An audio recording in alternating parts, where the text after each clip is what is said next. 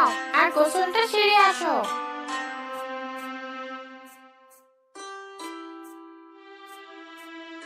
আরে করো কি? সবগুলো টাকা নিয়ে নিলে কাল আমি হাটে যাব কি করে? একটাও কথা বলবে না। জানি তো টাকাগুলো তোমার কাছে থাকলেই সব টাকা তুমি খরচ করে ফেলবে। তার চেয়ে রোজ যেমন হাটে যাওয়ার আগে তোমাকে হিসেব মতো টাকা দিয়ে দেই তেমনই দেবো। বলছিলাম, আমার কাছে কিছু টাকা রাখতে কি এমন ক্ষতি হয়? এমন খালি হাতে গেলে তো হাট বাজারে সবার কাছে হাসির পাত্র হতে হয়। কাউকে শখ করে এক কাপ চাও খাওয়াতে পারি না। ও, এই কথা। এজন্যই বলি রোজ তোমাকে 10টা করে টাকা দিই। সব টাকা যায় কোথায়? যত সব হারাতে বন্ধু জুটিয়েছো তাই না? কাল থেকে তোমাকে শুধু 5 টাকা করে দেব। তখন বুঝবে টাকার জ্বালা কি জ্বালা। এসব কেমন কথা? আব্দুল্লাহর কোনো কথা না শুনেই রত্না রান্নাঘরে চলে গেল। আব্দুল্লাহ আর রত্নার বিয়ে হয়েছে 5 বছর। তাদের কোনো সন্তান নেই, কিন্তু এই দুঃখ ছাড়াও আব্দুল্লাহর কপালে আরো দুঃখ লেখা আছে। রত্না স্বভাবে ভালো হলেও অত্যন্ত কৃপণ প্রকৃতির, যে কারণে আব্দুল্লাহকে প্রায় নাকানি চোবানি খেতে হয় সবার কাছে। আব্দুল্লাহ ভাই, ওই যাও, বলে আমাদের বাবি সাহেব আজ হাতে ক টাকা দিয়েছে? আরে বেটা, শুধু শুধু বেচারা নরম জায়গায় আঘাত করছিস কেন? আব্দুল্লাহ ভাই, আপনার কথা কিছু মনে করো না। তবে যাই বলো, বাবি সাহেব যা করেছে তা কিন্তু ভারী অন্যায়। 10 টাকা দিত, এখন শুনেছি মোটে 5 টাকা দেয়। শোনো রশিদ, এইসব নিয়ে কথা বলার মতো সময় আমার হাতে একটুও নেই। আমার বোনা হয় একটু বেশি হিসাবি, তাতে তোমাদের কি যায় আসে? বুঝি বুঝি, তোমার কষ্ট আমরা বুঝি। কষ্ট পেও না আব্দুল্লাহ ভাই, আজ না হয় আমাদের তরফ থেকে এক কাপ চা খেয়ে যাও। হারুনের কথায় উত্তর না দিয়ে আব্দুল্লাহ চায়ের দোকান থেকে বেরিয়ে পথে হাঁটতে শুরু করলো আর নিজের অবস্থার কথা ভাবতে লাগলো। হাটে পাট বিক্রি করে আব্দুল্লাহ বেশ ভালোই আয় করে, তবুও বউয়ের এমন স্বভাবের কারণে নিজের শখ আহ্লাদ কিছুই পূরণ করতে পারে না। দয়া করে 2টো পয়সা দাও, কাল রাত থেকে পেটে একটা দানাও পড়েনি, খোদায় চোখে অন্ধকার দেখি, দয়া করে 2টো ভিক্ষে দাও। আহারে, ভিক্ষুকটা কত অসহায়, অথচ বেচারিকে দেখে কারো কোনো দয়া হচ্ছে না। আমি বরং আমার কাছে যে 5টা টাকা আছে সেটা ওনাকে দিয়ে দিই। আমার আর কি বা খরচ।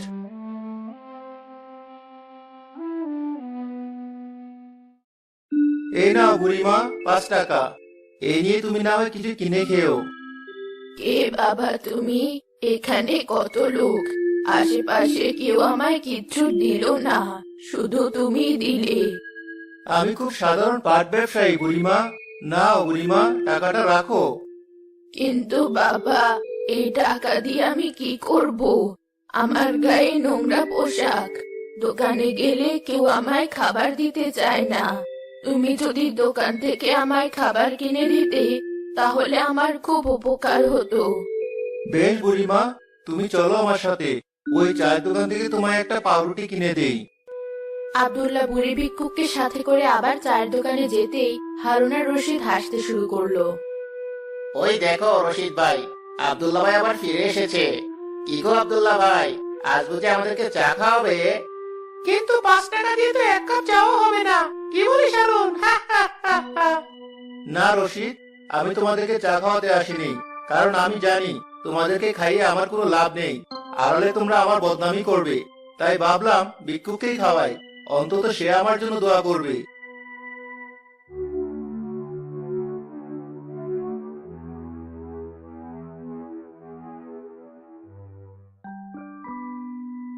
এই নাও বুড়িমা, এটা খেয়ে নাও।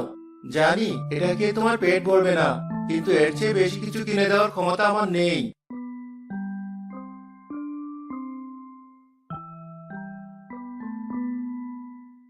কি যে বলো বাবা, খিদে আমার পেট চোচো করছে, তাই এটুকুই আমার জন্য এখন অমৃত। কিন্তু না খেয়ে আমার মাথাটা কেমন ঘুরছে।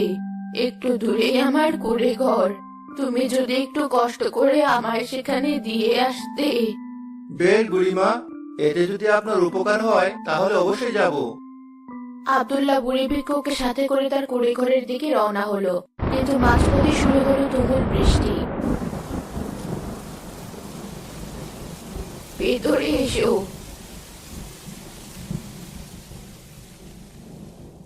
আহারে, তুমি তো দেখছি ভিজে একদম চুপসে গেছো।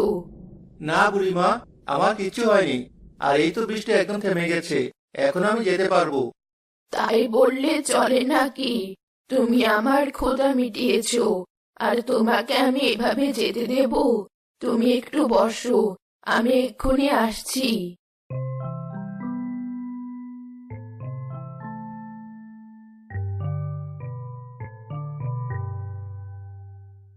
এই নাও, তুমি বরং এই শার্টটা পরে বাড়ি ফিরে যাও। এটা আমার স্বামীর শার্ট, একটু নোংরা, তবে এর দাম আমার কাছে অনেক। এভাবে বলবেন না বুড়িমা, নোংরা হলেও এটা এখন আমার উপকারে আসবে। দিন, আমি এটা পরেই বাড়ি যাচ্ছি।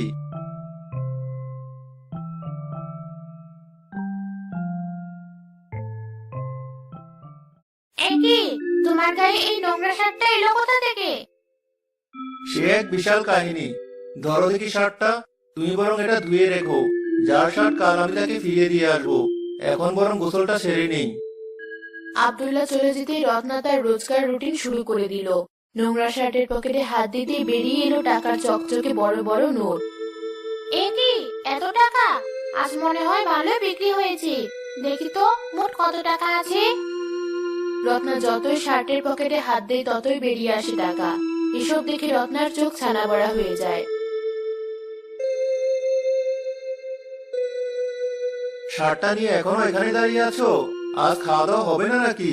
তার আগে বলো, এই শার্ট তুমি কোথায় পেয়েছো?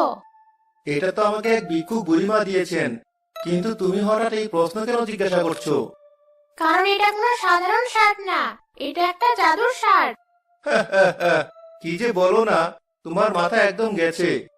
জানতাম তুমি বিশ্বাস করবে না। এবার নিজের চোখেই দেখো, পকেটে হাত দিলেই টাকা বের হচ্ছে। রত্নার কথা শুনে আব্দুল্লাহ শার্টের পকেটে হাত দিল, আর সত্যি সেখান থেকে টাকা বের হলো। হায় হায়, এ আমি কি দেখছি? এ তো সত্যি জাদু শার্ট। তার মানে এই বুড়িমা কোনো সাধারণ ভিক্ষুক না। কিন্তু ওই বুড়িমা তোমাকেই কেন এই শার্টটা দিল? আমিও তো সেটাই ভাবছি। তবে যা হয়েছে ভালোই হয়েছে। এবার আর আমাকে কারো কাছে হাত পাততে হবে না। এবার থেকে আমি আমার সব শখ আহ্লাদ পূরণ করতে পারবো। এসব তুমি কি বলছো? বিধাতা তোমাকে এই অমূল্য উপহার দিয়েছে বলে অপচয় তুমি করতে পারো না। দেখো রত্না, এতদিন তুমি আমার উপর অনেক খবরদারি করেছো। সব আমি মেনে নিয়েছি, কারণ তখন আমার আর্থিক অবস্থা ভালো ছিল না। ভাবতাম তুমি যা করো আমার ভালোর জন্যই করো, কিন্তু আর না। এবার আমি এই জাদু শার্ট পেয়েছি। এখন আমি আমার সব ইচ্ছে এই শার্ট থেকে পাওয়া টাকা দিয়ে পূরণ করব। শার্টটা আমাকে দাও।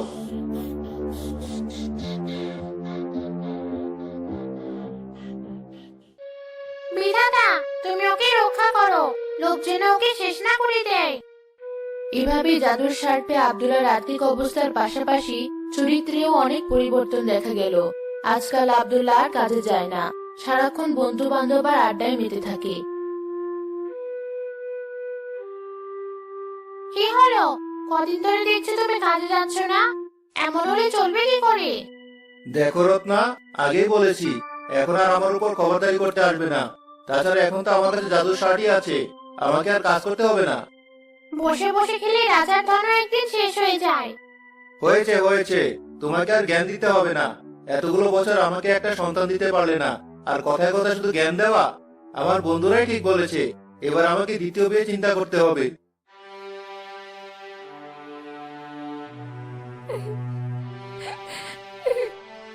বিধাতা, এই তুমি আমায় কোন বিপদে ফেললে? কোথায় সংসারে দুটো টাকা জমাতে আমি ওনার শার্ট থেকে টাকা সরাতাম, তবুও উনি আমায় কত ভালোবাসতেন। আর আজ টাকা পেয়ে উনি কিনা দ্বিতীয় বিয়ে করতে চাইছেন। এই কথা শোনার আগে আমার মৃত্যু হলো না কেন? দুটো ভিক্ষা দাও মা, বড্ড খিদে পেয়েছে। দয়া করে দুটো খেতে দাও। এই অসময়ে ভিক্ষুক, দেখি হাড়িতে কিছু আছে কিনা। রত্না হাড়িতে হাত দিয়ে দেখলো সেখানে শুধু তার নিজের খাবারটুকুই রয়েছে। সেটাই ভিক্ষুকের সামনে দিয়ে সে বলল, নাও, ঘরে শুধু এটুকুই খাবার আছে, তাই এর চেয়ে বেশি তোমায় দিতে পারলাম না। এতেই হবে মা, তুমি আমায় অন্ন দিলে। বিধাতা তোমার মঙ্গল করুন, সকল ইচ্ছে পূরণ করুন। তাই যেন হয় বাবা, এবার খেয়ে নাও।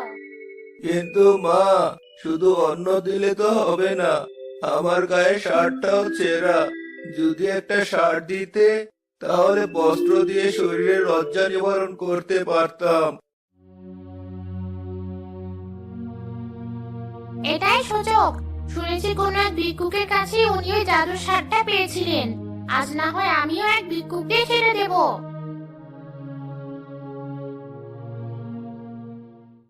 এই নাও, এটা দিয়ে তুমি তোমার লজ্জা নিবারণ করো। সত্যি মা, তুমি বড্ড ভালো। দোয়া করি তুমি পুত্রের জননী হও, বিধাতা তোমার সহায় হন। এসব বলে সারটা গায়ে দিয়ে ভিক্ষুক সেখান থেকে চলে গেল। বাড়ি ফিরে আব্দুল্লাহ জাদুর সারটা না পেয়ে রত্নার উপর রেগে গিয়ে বলল, কোথায় গেল আমার জাদু শার্টটা? বলো কোথায় রেখেছো?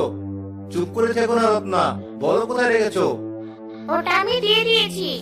সে কি, কি বলছো এসব? তোমার মাথা ঠিক আছে? ওটা তুমি কাকে দিয়েছো? ওই অলক্ষণে সারটা আমার সংসারে অশান্তি এনেছি, তাই ওই সার আমি এক ভিক্ষুককে দিয়ে দিয়েছি। তার বিনিময়ে চেয়ে নিয়েছি সবচেয়ে বড় সম্পদ। এসব তুমি কি বলছো? ঠিকই বলেছি। এক ভিক্ষুক তোমাকে উপহার হিসেবে ওই সার দিয়েছিল, যার সৎ ব্যবহার তুমি করনি। তাই আজ ওই অলক্ষণে সার দিয়ে আমি ভিক্ষুকের থেকে পুত্রের জননী হওয়ার দোয়া চেয়ে নিয়েছি। আমি জানি বিধাতা সহায় হলে এবার নিশ্চয়ই আমাদের ইচ্ছে পূরণ হবে। টাকা না, সন্তানই আমাদের সব দুঃখ দূর করবে। রত্নার কথা শুনে আব্দুল্লাহ ঝরঝর করে কাঁদতে লাগলো। লোভে আমি কত অন্ধ হয়ে গেছি। টাকার অহংকারে আমি নিজের স্ত্রীকে অপমান করেছি। আমাকে ক্ষমা করে দাও রত্না। তুমি যা বলেছো তাই যেন হয়। আমি আর টাকা চাই না, ধন সম্পদও কিছু চাই না। বিধাতা সবকিছুর বিনিময়ে আমাদেরকে একটা সন্তান দিন, সেটাই হয় আমাদের সবচেয়ে বড় সম্পদ। এভাবে আব্দুল্লাহ রত্নার সংসারে আবারও সুখ শান্তি ফিরে এলো।